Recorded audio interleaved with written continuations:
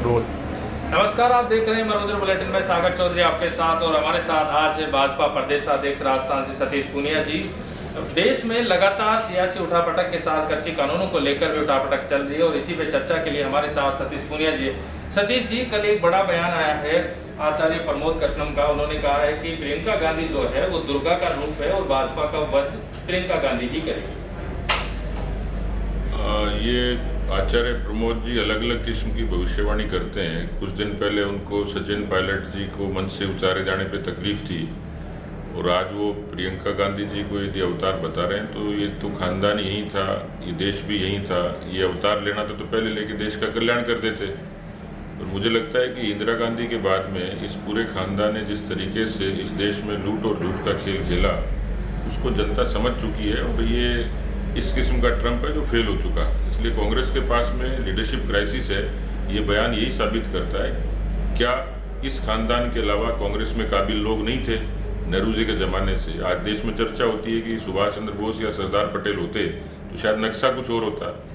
क्या राजीव गांधी से ज़्यादा काबिल लोग नहीं थे, या इनसे राहुल गांधी या प्रियंका गांधी से ज़्यादा काबिल लोग नहीं है।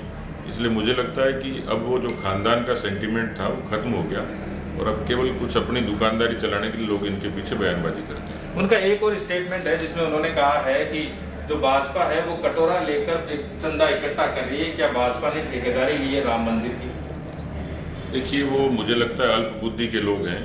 श्री राम जन्मभूमि तीर्थ क्षेत्र ये लोकसभा के द्वारा पारित एक किस्म का रजिस्टर्ड ट्रस्ट है जिसके जरिए इस राम मंदिर का निर्माण होना है। ये इसमें न बीजेपी का कोई लेना देना है, न किसी जाति पंथ मजहब का।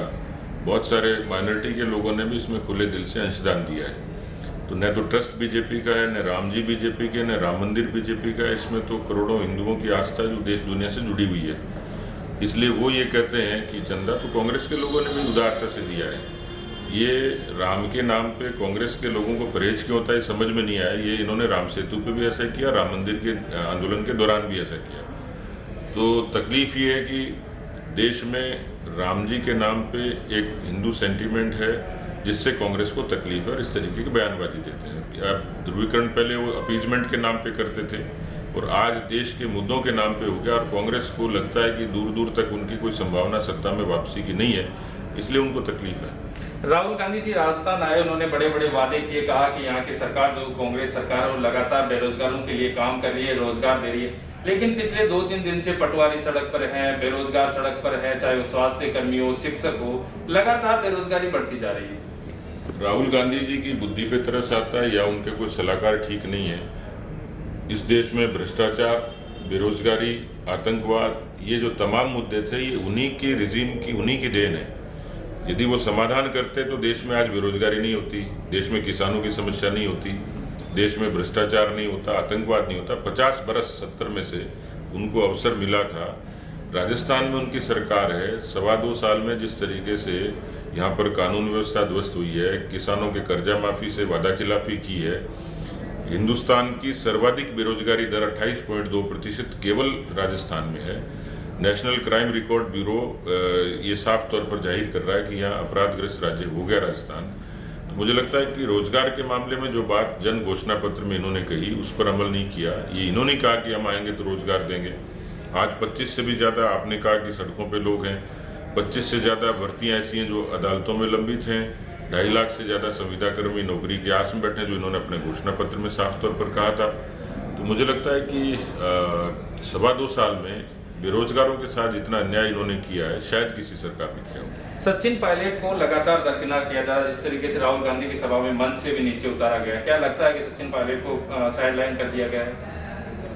देखिए, वैसे तो वो उनकी पार्टी का अपना अंदरूनी मसला है, लेकिन इस झगड़े के कारण राजस्थान की जनता को नुकसान हुआ है। एक स्थिर सरकार, एक बहुमत की सरकार लोक कल्याणकारी होती है, वो जनता के मसलों को हल करती है। पर जब घर में झगड़े होते हैं तो वो किसी पड़ोसी का भला नहीं कर सकते। इनके यहाँ ऐसा ही हुआ।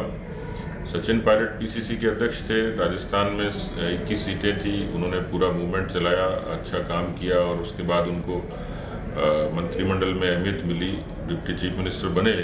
हालांकि उनकी महत्वाकांक्षाएं मुख्यमंत्री की थी जो आज भी हैं, लेकिन इस वजह से कांग्रेस पार्टी में एक विभाजन हुआ और इसका जो असर और नुकसान सीधा सीधा कांग्रेस पार्टी को तो हुआ ही, लेकिन जनता को बड़ा नुकसान हुआ। और ये स्थापित सा प्रमाण है कि उनको पीसीसी के चीफ यानी सचिन पायलट को बर्खास्त करना पड़ा, उनको डिप्टी चीफ मिनिस्टर से हटाना पड़ा। तो मुझे लगता है कि अब किसी बड़े दल में इस तरीके से बड़े कद के व्यक्ति को जब नज़रअंदाज करते हैं, खासतौर पर जो उनकी पृष्ठभूमि थी कि उनकी पार्टी में कई लोग सहूलियत की राजनीति करते हैं, उन्होंने जमीन पे काम किया और उनकी जब उपेक्षा होती है, और जो आचार्य कृष्ण का आपने उल्लेख किया, उन्होंने इस बात का साफ तौर पर कहा ही है, तो निश्चित रूप से इस विग्रह का नुकसान कांग्रेस पार्टी को है ही और भविष्य में ज़्यादा होगा। बजट पेश होने वाला है, क्या कुछ आशाएं हैं कांग्रेस सरकार से राजस्थान? देखिए, कांग्रेस की सरकार का मोटे तौर पे उनका दिमाग भी खाली है और खजाना भी खाली है। लीपापोती करेंगे, केंद्र के माथे पे बॉल डालेंगे, कभी चिट्ठी लिखेंगे, लेकिन राजस्थान का जितना व्यवस्थित विकास होना चाहिए था, जो रिसोर्स डेवलप होने चाहिए थे, खेती एक बड़ा सेक्टर है, हमारे माइनिंग बड़ा सेक्टर है, टूरिज्म बड़ा सेक्टर है, पर सरकार की तरफ से अभी कोई ऐसा रोड मैप और विजन दिखा नहीं कि वो राजस्थान की इकोनॉमी के बारे में कमिटेड हो, राजस्थान के डेवलपमेंट के बारे में कमिटेड हो। तो बहुत ज़्यादा बड़ी गुंजाइश इस बजट से मुझे लगती नहीं है। राजस्थान में उपचुनाव होने वाले हैं, जहां पर यह भी देखा जा रहा है कि राष्ट्रमंच से अशोक गहलोत अपने पुत्र वैभव गहलोत की साख बचाने के लिए उतार सकते हैं। क्या लगता है आपकी किस तरीके से उपचुनाव को लेकर तैयारी है, और राजस्थान से यदि अशोक गहलोत वैभव गहलोत को उतारते हैं तो क्या देखा जा सकता है? देखिए, आमतौर पर तो धारणा ये रहती है कि जब, क्योंकि 3 सीटें इनकी हैं, कांग्रेस पार्टी की हैं, एक हमारी थी, और निकायों के चुनाव, जो स्थानीय स्तर के चुनाव होते हैं या उपचुनाव भी होते हैं, उस पर सरकार की छाया रहती है, क्योंकि मशीनरी उनके पास होती है, सत्ता का रुतबा उनके पास में होता है, उसका दुरुपयोग भी होता है। लेकिन मैं ये देख रहा हूँ कि पंचायती राज के चुनाव में सरकार के खिलाफ एक एंटी इनकम्बेंसी एस्टेब्लिश हो गई। लगभग 2 करोड़ 41 लाख मतदाताओं के चुनाव हुए, तो 21 में से 14 पे बीजेपी जीती और 5 पे कांग्रेस पार्टी जीती। इसका मतलब पंचायती राज में इतिहास में पहली बार हुआ है कि कांग्रेस पार्टी को, सत्ताधारी दल को, इतनी बड़ी शिकस्त मिली हो। ये इन चारों चुनाव में उसका असर रहेगा, जो मैंने जिक्र किया मुद्दों का, भ्रष्टाचार, कानून व्यवस्था, बेरोजगारी, ये तमाम ऐसे मुद्दे हैं जो इन चारों विधानसभा क्षेत्रों में असर करेंगे। कांग्रेस पार्टी बैकफुट पे है, कांग्रेस पार्टी में बड़ा फ्रस्ट्रेशन है, बड़ा विग्रह है, और हम अपनी पूरी तैयारी, हमारे सारे इंचार्जेस लगे, रायशुमारी होगी और पूरे तरीके से हम लोग तैयार हैं। 21 तारीख को आप दिल्ली जा रहे हैं, सभी पदाधिकारी की मीटिंग है, क्या कुछ निकल कर आ सकता है? नहीं, वो तो रूटीन की जो संगठनात्मक बैठक है कि पार्टी में अभी तक के संगठन के तौर पे क्या काम हुआ और भविष्य की योजना क्या है, उस पर चर्चा होगी। ये थे हमारे साथ भाजपा प्रदेश अध्यक्ष राजस्थान से सतीश पूनिया, जिन्होंने बताया कि आने वाले उपचुनावों में चारों सीट जीतकर हम भाजपा को और भी मजबूती प्रदान करेंगे। वीडियो जर्नलिस्ट राजेंद्र के साथ सागर चौधरी, जयपुर।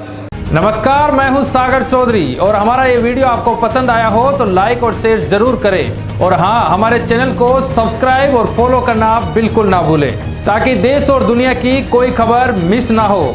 तो जुड़े रहिए हमारे साथ और देखते रहिए मरुधर बुलेटिन, क्योंकि जिसकी कोई नहीं सुनता उसकी सुनता है मरुधर बुलेटिन।